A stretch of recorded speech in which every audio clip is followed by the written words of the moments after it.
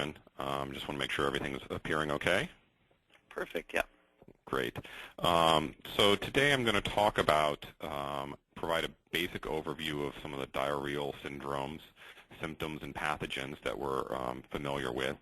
Talk about the traditional diagnostic approach, its strengths and weaknesses, and then talk about the potential role for molecular diagnostics for stool pathogens, some of the benefits of molecular diagnostics, as well as briefly discuss some of the financial case for moving to a molecular solution. We know that enteric pathogens are a burden, but until you really review the statistics, it becomes quite sobering about how foodborne pathogens affect healthcare in the United States, causing estimated over 9 million illnesses, 56,000 hospitalizations, and over 1,500 deaths a year. Overall, costing the healthcare system, the workforce, and once you calculate life years and the associated mortality, about $77 billion per year in the United States, ranging from $200 to $34 to $2.8 million per case. When we look at the potential pathogens that we're talking about, I've taken from the emerging infectious disease from the CDC and excluded some of the toxin-mediated diseases, but really looking at those organisms that are causing disease that we routinely test for in the microbiology lab, and the number of illnesses and hospitalizations and deaths that are associated with each of these organisms, from a high of over 5 million for norovirus to over 1 million for salmonella, really conveying the clinical significance of foodborne infections and enteric pathogens.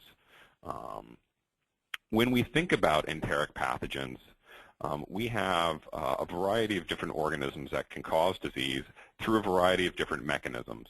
Bugs like B. cereus, Clostridia perfringens, Staph aureus, which have preformed toxins that cause an abrupt onset after ingestion, and typically a self-limited disease for which we don't typically do any testing because the disease is sufficiently not severe and not sufficiently long-lasting.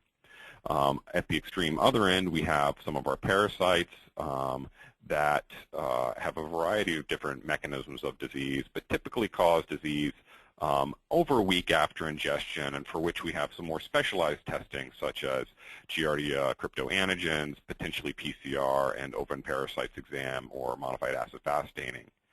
In the middle, we have really where I think the bread and butter and the bulk of our workload is on our typical bacterial pathogens that typically invade tissue, destroy tissue, and or produce toxins once they have entered into the intestinal tract. Things like Campylobacter, S-Tech, Salmonella, Shigella, Vibrio, Yersinia, where onset of disease can be days after ingestion, with or without a prodrome, with or without blood in the stool. They can be self-limited, but you can also have prolonged shedding, and we ultimately end up doing a stool culture for these. We all are probably very familiar with C. difficile, its toxin production, but in most laboratories there's a separate workflow for that because of the unique demographics and epidemiology of that particular pathogen. Similarly, we have our viral pathogens such as norovirus, rotavirus, etc., that also have a separate workflow. The clinical problem is that when patients have, self-limited diarrhea 1 to 2 days, typically no diagnostic studies are performed or nor warranted. But as diarrhea or nausea-vomiting diarrhea persists after multiple days, patients have the potential to become dehydrated, more severely ill, and that is when diagnostic testing is thought to be undertaken. The problem is that the clinical syndrome for many of the different pathogens with different significant and treatment indications, and importantly, strong contraindications, is essentially the same. A prodrome of fever, chills, and malaise, onset of diarrhea with or without blood, cramping, occurring 3 to 7 days after exposure, lasting potentially 3 to 7 days in an otherwise immunocompetent host. And so these are the circumstances under which medical providers ultimately undertake lab testing, and classically the stool culture.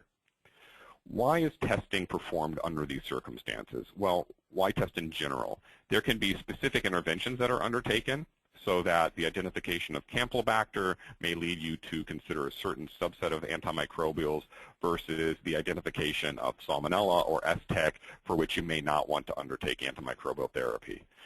You may want to use antimotility agents in a patient to allow them to obtain symptomatic control, but these are specifically contraindicated for some of the pathogens.